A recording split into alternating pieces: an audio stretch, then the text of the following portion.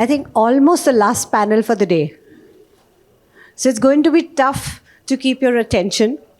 But our topic is such that has been discussed over and again, and that makes it further tough for us. We hope to bring some new thought into the same direction. And as we've all been discussing the NEP, let's have one more session, and my request to the audience that this discussion is going to make any sense if all of us actually participate. We were told just before the starting of this panel that we were supposed to be 10 of us here for this discussion, but we are actually 4. So here we are, and I think we should have good time for audience questions and discussions so that we can make this a genuinely participatory model. And NEP, the National Education Policy 2020, is something that each one of us in education is very well aware of today. We've had a whole lot of discussion around it. So moving on from there, today we're going to talk about, is National Education Policy 2020 really geared to making India a global knowledge hub? Is it not? How? If yes? And so on and so forth.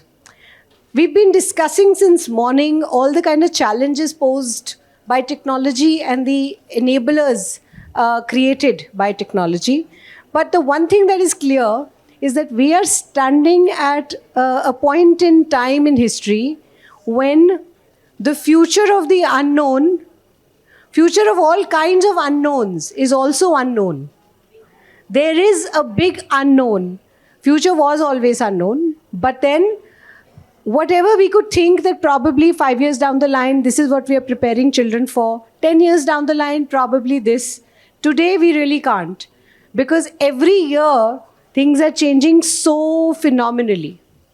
That's the speed of research, and that's the kind of work going on in every direction.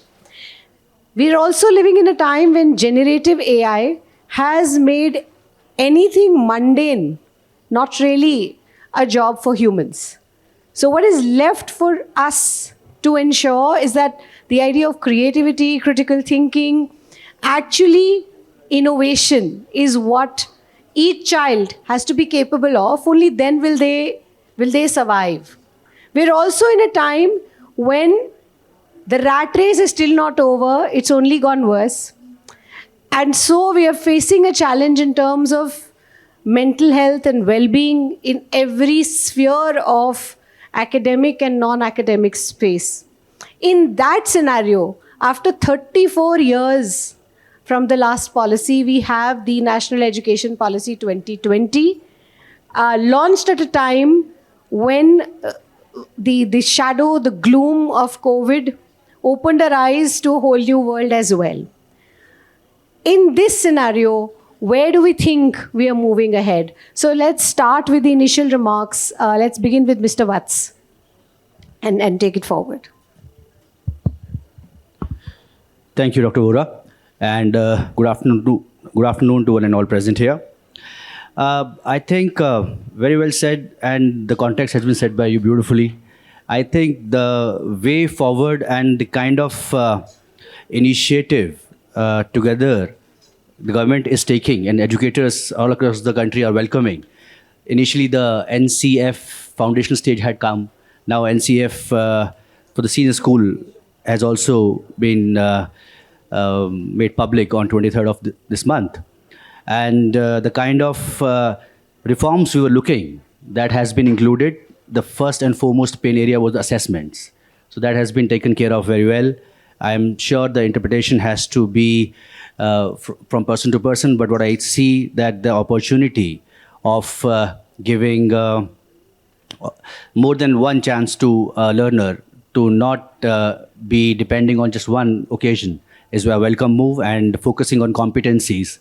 That is something which is again a welcome move. So incrementally we are moving in a direction, because primarily there are a couple of factors like curriculum, pedagogy, assessment, trainings, administration. So all these things somewhere or the other are going to take us incrementally in a direction where we shall be proudly reach out to a level where we can say that yes, India is becoming the knowledge hub of the world.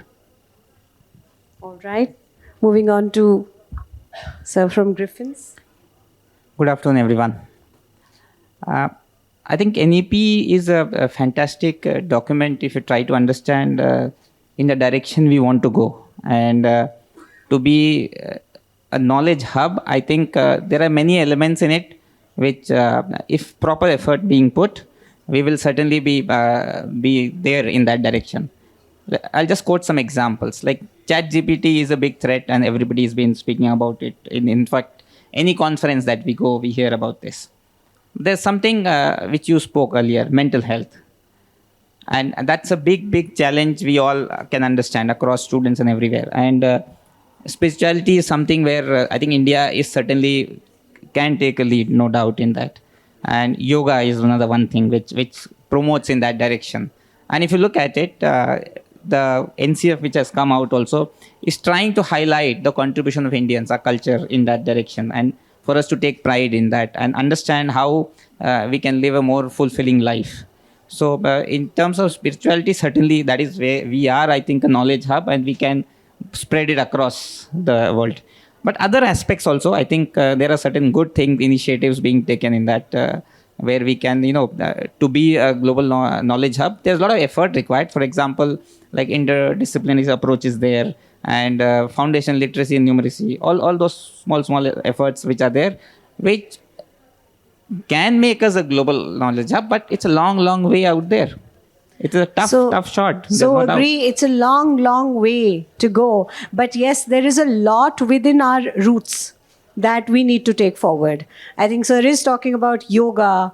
From yoga to, we are the ones who had the Takshilas and the Nalandas of the world. So we can yet again be the knowledge hub, but there is a very long journey ahead. So how do we go about it in this journey? Over to you, sir. So, Dr. Vohra, I looked at it slightly differently. Yes, the NEP is a very visionary document, and we have to put emphasis on the word visionary because it's a vision. How to implement it becomes, we are debating that all the time, that how will we change skills and dispositions and transdisciplinary, all that. But if I look at the topic right now and I approach the global knowledge hub from the perspective of what do we define as global or knowledge, if we want to get there, we have to be very clear what is our definition of global, right? What is our definition of knowledge? Because global is something when it's not only about being able to travel abroad or knowing a culture or celebrating a day for students for, let's say, France Day or whatever. It's about understanding other cultures. It's about empathy, all the skills which anyway NEP talks about, right? And when you say global and a hub, then you're also trying to attract people from outside the country to come in here, right? It requires a much deeper thinking than beyond the NEP if we want to be classified as global, right? Knowledge is acquired, knowledge is ongoing. So it's not a one direction that you will say, I'll achieve it in so much of time. As an individual, for me, knowledge will be forever, right? So I think for me, it means that we must be very clear what a global knowledge hub is. NEP is a starting block. It gives us a vision, the tools we'll need to discuss. So true. NEP is quite the vision document. And from there, the rest of the journey has just begun. We do have the NCF, the foundation stages, as well as school education, and there is a long way ahead. The road ahead, we really need to define for ourselves. I think certain things are defined, but certain things are, a whole lot of debate around it is still there. While we are talking about becoming the global knowledge hub, the reality is that since a lot of years now, about 8 to 10 lakh students every single year travel from India to other countries for higher education. And this exodus is not just for higher education. There is a whole lot of other exodus also happening, which means that when parents go, children go away from our schools also. So that exodus, we are so many, which is good in so many ways. Population has its advantages and disadvantages. But we are so many, so we are all over the place. We have, many of us have achieved huge milestones in life. And so we can say a whole lot. But still, we have over 10,000 kids, 10 lakh kids going every year, and barely 40,000 kids coming to India for higher ed. And that too from some specific kind of countries in large numbers. Mostly not from the so-called first world countries, right? So where are we then actually today in terms of being a global knowledge hub? And how do we change this? How do we invert this into the numbers actually coming here from other countries for good education? What is it about education that really will attract them here, and how? So let's put it to Mr. Vats, and we'll take it up Yes. from there. It's a very good question.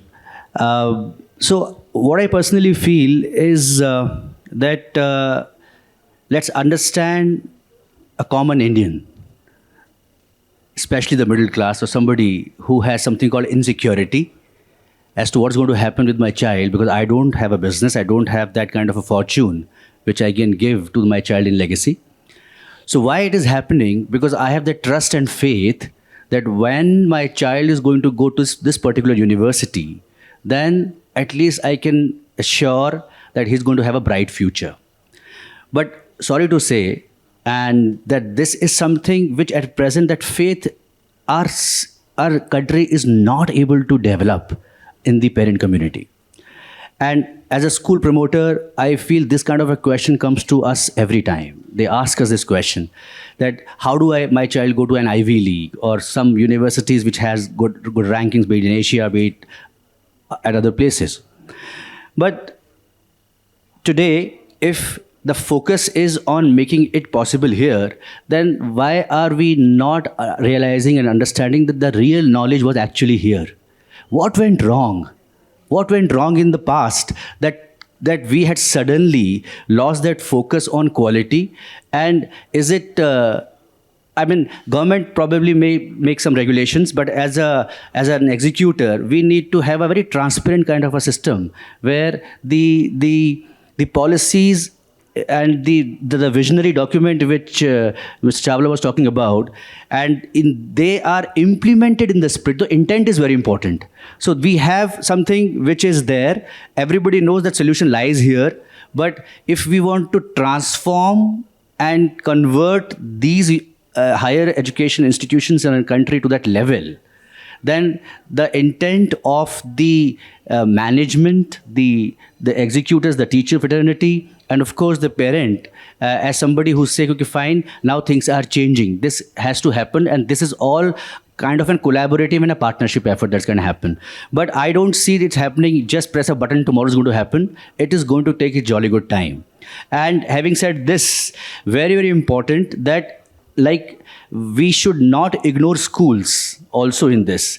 So if the journey of a child begins actually once he becomes an alumni, that is passing class 12, that's not the fact. It has to happen from grade 6, grade 7, grade 8, and we have to have that growth mindset and the entrepreneurial mindset of the child, and that vision that, okay, how I am going to identify my interest by trying my hands on a couple of things. So this something can happen when the higher education is collaborating with the school education. So in case we can have that kind of a collaboration happening between these two bodies, then there will be a seamless integration, and the higher ed would understand that, oh, this is something which we need, because it's often said that pata nahi bacche school mein kya karte hain. They are absolutely less of skills when they come to the college. But nobody tells the schools that actually what is to be done. So can't we have these kind of associations and collaborations I think happening? it flows from the top. The industry feels God knows what happens in colleges. Yes. We're not, they are there, they've got the degrees, but we can't employ them.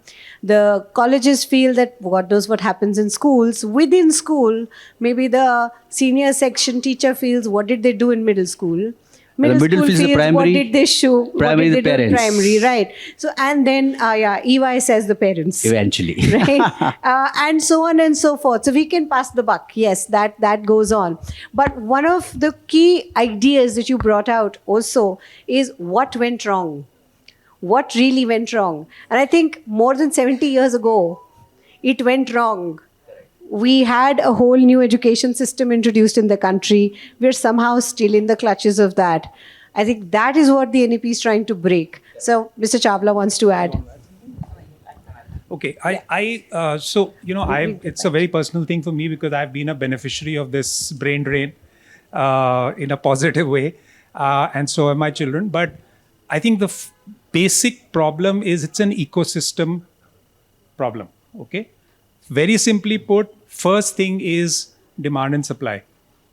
So demand is much more than quality supply. I don't know if somebody had shared these figures with me that there are enough engineering seats in this country to accommodate every aspirant. But the quality of those institutes does not exist. So obviously then the 80-20 rule comes in and everybody wants to go to. So that's number one. Number two has been a mindset, which has, of course, as you alluded, that it's developed over the years for two things. One is that everything, and fortunately that's changing, that everything that is outside of this country is better. Okay. The second part of it was that we were studying for the sake of getting a job. So everything came down to ROI. I'm going to study abroad. I'm going to spend X amount of money. Will I get a job after that or not? Right? Higher education is meant to open out your mind and not narrow it down towards a job. So I think it's a structural issue. Some of it can be fixed very fast. But don't expect the brain drain to stop that Overnight, definitely. And Mr. Yadav wants to add also. It's a big problem, and I don't see any solution coming quickly, honestly. Being we may quote, top companies in the US have as CEOs, but what is the percentage? Not even 0.001. I wanted to understand how teachers are trained in these B.Ed courses. I gave an exam myself. I took the course. And bluntly, let me say, I took last 5 years question papers. I studied that and I gave the exam and I will get good grades, I know. So if you're expecting these teachers to create the students who will be creating an India of knowledge hub, I'm sorry, never going to happen. What is the fault of those students who are doing very well in colleges also, but still when they go out, they're unemployable? It's because the kind of courses they're enforced to. The kind of courses that they are studying. The person is really putting in hard work, he's trying to do his best, but still he is not employable. What is his fault? So as sir very rightly said, it is the entire ecosystem which is at fault. The curriculums are just not being revised repeatedly. Over a period, it has to keep changing. We all know such rapid changes are coming in terms of the way things are developing. But teaching them something, huge number of credits for them to take, but of those, how many are actually useful? Nobody cares. So those are the big challenges.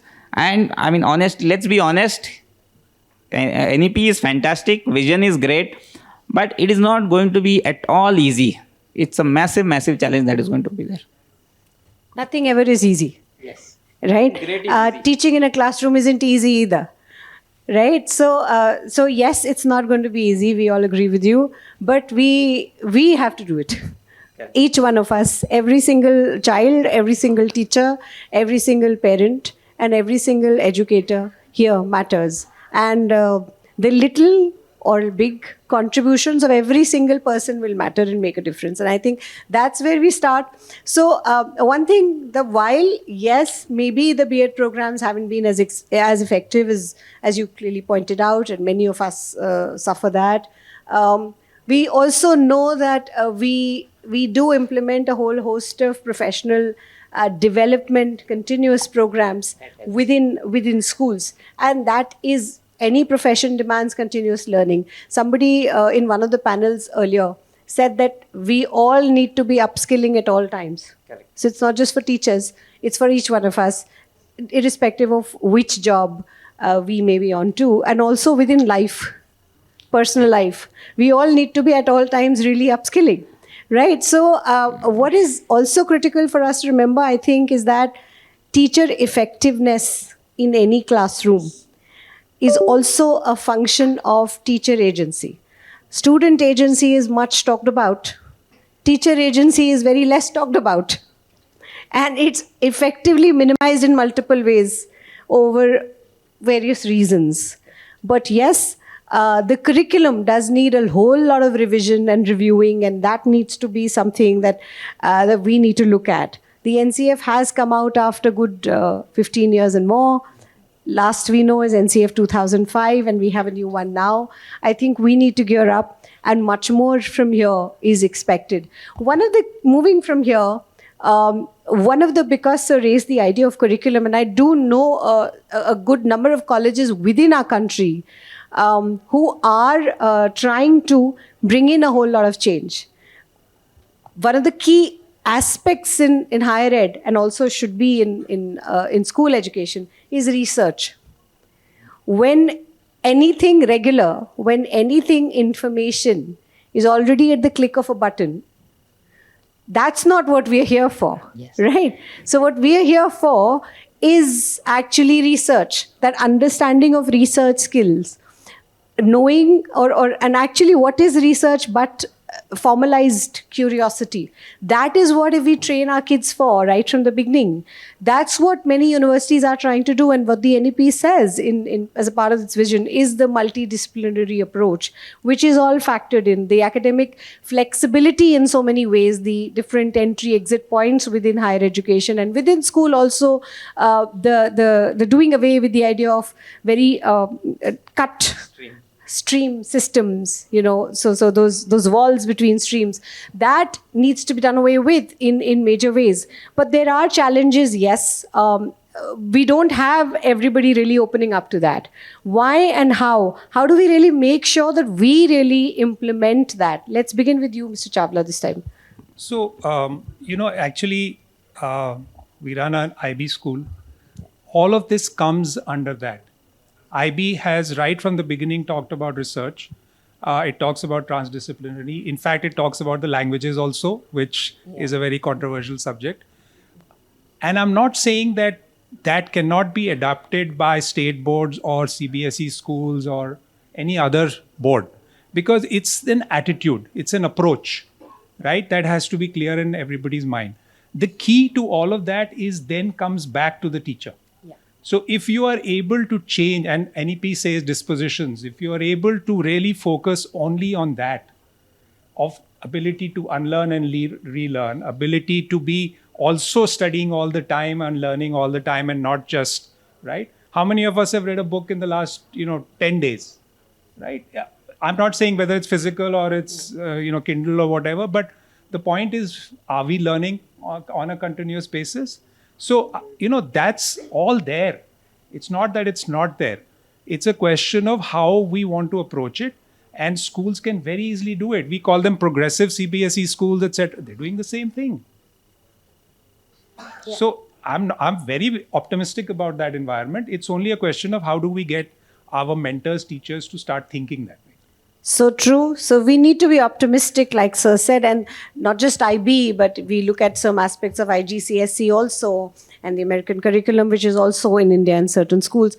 There is a whole lot within the international curricula and also within CBSE schools happening in India as we speak, and also in certain higher education institutions. So over to you, sir. What would you like to add?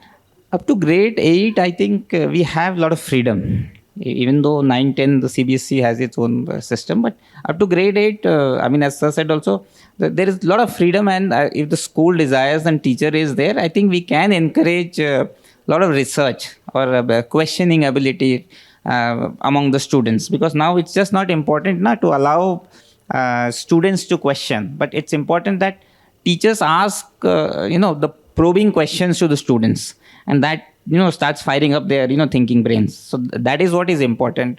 And while running school, I've seen one thing: if you put it in the system, then it's easier to implement it. Otherwise, 1 or 2 teachers may be there who are genuinely interested, who want to take things ahead, and they do it, but everybody doesn't come on that. But if you put it in the system, then it is across the school over a period of time. And of course, you have to do a lot of training to the teachers, because to be able to do it in that 40 minutes, try to do all those things, it's a challenge. So if we are able to do that, I think, and give them some time, a lot of fantastic results start coming out, and students start thinking in such different ways, and they come up with different fantastic projects. One small example I will tell you: the students in our school, they're writing a program, and the object is, to ensure that the sign language, which not everybody understands, the camera, if you open your phone, it can look at the person, and whatever he's saying using sign language, it can be written as a subscription. You can see it, what is being written, and the person can read it. So that I felt is a fantastic innovation, because it gives inclusivity a whole different meaning altogether. So those kind of things are possible, but I think we need system-wise approach. From the top it starts. Unless that is there, it is difficult, or one or two teachers can only do it. Yes, that's true. We need process-driven approaches, definitely, and yet people make it happen. So both are critical. So my take is, let's understand education or learning is non-linear. So if we look at 4 C's, the classroom, the corridor, the campus, the community, learning is happening everywhere. So I am reminded of a dialogue from Tare Zameen Par, where this Amir Khan says, "Koi bhi bachcha कमज़ोर या तेज़ नहीं होता, teacher कमज़ोर या तेज़ होता है." So if this teacher knows that this is my learner, this is my context, India is huge, diversity, I need to understand in my context what works very well, and that is why you are a teacher. You are not obliging anybody. You have taken the responsibility of all those learners जिनकी ज़िंदगी आप touch कर रहे हो day in day out. So for that, if research and this interdisciplinary and transdisciplinary approach has to be observed, that's the teacher who has to see, how can I probably have this water bottle as a learning aid? How can I have this complete hall as a learning aid in terms of teaching them any vertical for that matter? So that was always there in our system. Somehow, the people who are choosing teaching profession, probably they should ask this question to themselves: are they very honest to what they're doing? And in case they can ask this question to themselves and say, hey, I lacked somewhere, then be honest and accept it. Go back to your senior and ask them that I need hand-holding in this thing. What will go wrong in this case? Because schooling is something that is so fundamentally important for a child. We can't curse the higher ed in the industry for that. Actually, the onus is on us. We have to take the responsibility completely day in, day out, and ensure that this child deserves age-appropriate class-specific exposure. That was always there. We had learned so much from our grandparents and parents. Abhi kya hai? They are nuclear families. Children are staying alone at home. They are just glued to whatever is available to them. And they vent out whatever is coming to their mind to somebody who probably is not the right person. And for that, this kind of observation, which is beyond classroom, has to happen. And then the vision will become a reality. That's how I say. Thank you so much. Moving from that to the next question that I think has been much discussed, and especially after the announcement of the NCF recently, NCF school education recently, the language, the 3-language formula that we've had for years, and now the addition of language, the local language becoming an important aspect of higher secondary education as well, is something that is being much discussed. And I'll open that to the audience as well, to question and to comment. But let's hear the panelists to begin with, sir. So, I am, and I'll make a very controversial statement here, I am absolutely for it. Not 3, 4, 2, 3. You must know more languages. Of course, keep in mind that if you do it under a structured curriculum and you have to take an exam, then it becomes a subject. Yeah. Right? If you learn a language purely for the sake of learning it, that helps you grow. Right? So I am all for it. Again, it'll come down to implementation. Are the teachers available for those languages? There'll be a shortage. All of that will happen, right?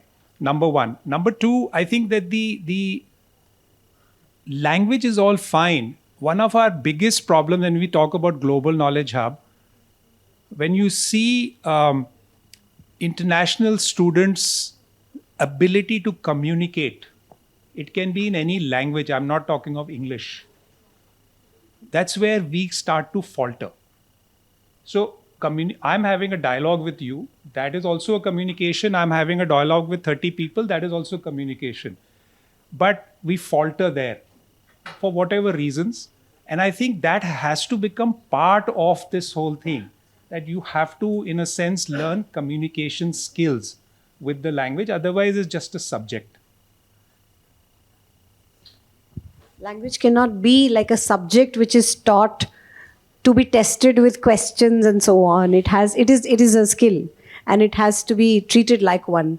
And I think even the teaching of the existing languages that we have in our system, be it English or Hindi or Sanskrit, it is very test driven, has been rather for some years. And communication and language is something which is a whole different skill than literacy, and that needs to be, these two need to be seen differently also. So this languages, of course, there is no doubt. I agree with sir that it's important children learn more languages. While I agree with 3 language formula at the secondary level, because we have been earlier we have all seen 6 to 8 there was third language, but nobody took it seriously. So maybe that is the reason government came up with that. But higher secondary, I really feel to understand what is the purpose, because we are trying to reduce the burden on the kids. That's what NEP has been trying severely. But adding another language, which is not going to help much, I think. And in fact, certainly, as you said, communication and all those things are anyway not tested in the board examinations that are there. So I feel we should not have had that up to grade 10. It's fantastic. Children do learn with more earnestness the languages, and learning those skills will help. But the policy says that we can't do much. Yeah. So instead of changing the idea of having a language or not having language, what's critical is how we teach or how we test it. The assessment is the big question here. Okay. Well, I agree to what Mr. Chawla and Mr. Singh has said, Mr. Yadav has said. I just wanted to add one more perspective to it.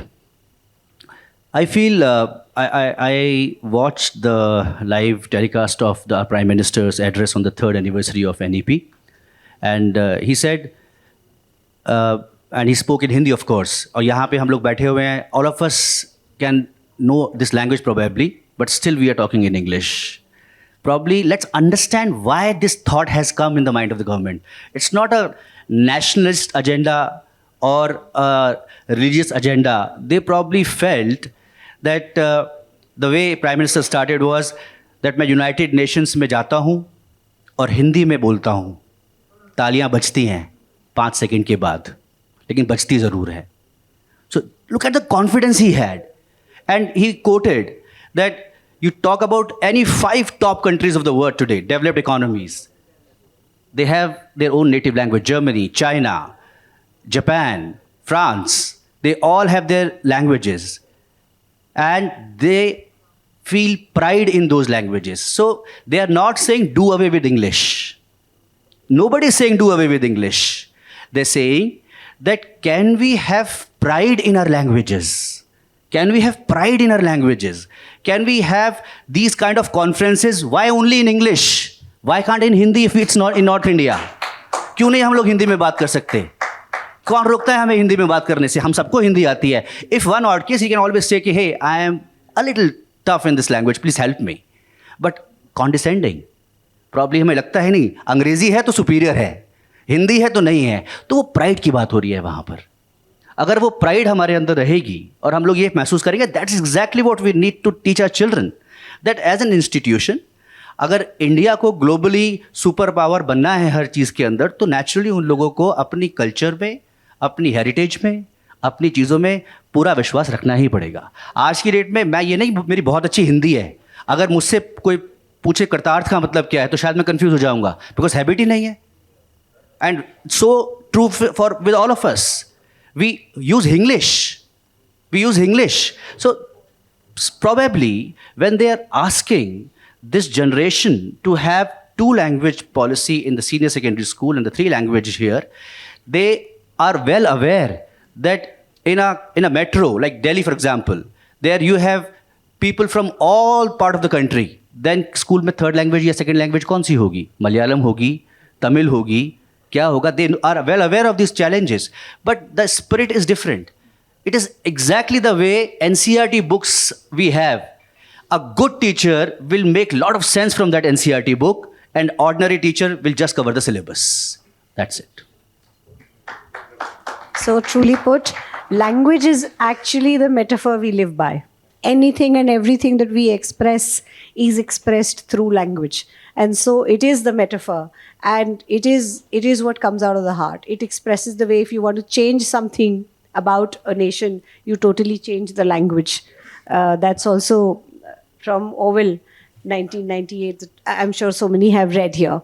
So anything that anyone wants to add on that language question before we move ahead to the next one? I think the audience is more than busy. You all finish so that the awards begin. Right? All right. Okay. One last thing that we want to address here. One of the beautiful things that NEP 2020 did was it added early childhood education into the system of formal education. From 10+2, we moved to 5+3 plus 3 plus 4. So early childhood education became something that was talked about. Now, there is the James Heckman's curve that we all know about and the impact that he has talked about. In that light, will this move by itself also help in making India the global knowledge hub that we have been discussing? So let's start with you, Mr. Chawla. So I agree totally. Okay, let me start with that. It's there are issues of people talking about, is it too early? Already it has been there. It's getting formalized in a certain sense. So there'll be some structure coming into it. But we all know the formative years, how crucial they are. And we also know that every generation of, or every batch of new entrants which come into school are a generation ahead of the previous batch and probably few generations ahead of their teacher. So I think it's a good move to do it. There are capacity constraints that schools will have, etc. That I think can be surmounted, and some amount of discretion can be used there. But I think the direction is absolutely fine. I do completely agree. I mean, it is a fantastic move. There is no doubt in that. The top schools were already having it. Private schools, many of them had pre-primary education.